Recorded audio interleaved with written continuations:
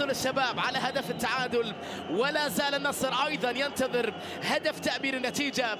جوانكا على تنفيذ ركنية عرضية داخل منطقة بالراس خطيرة.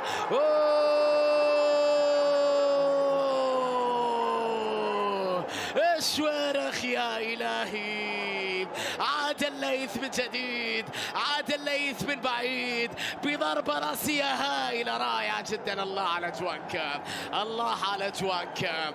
الضربة الراسية كانت بعد كرة عرضية جاءت بالمقاس على الراس، رائعة جدا. المدافع الشاب المتألق محمد الشويرخ يسجل هدف التعديل في هذه المباراة.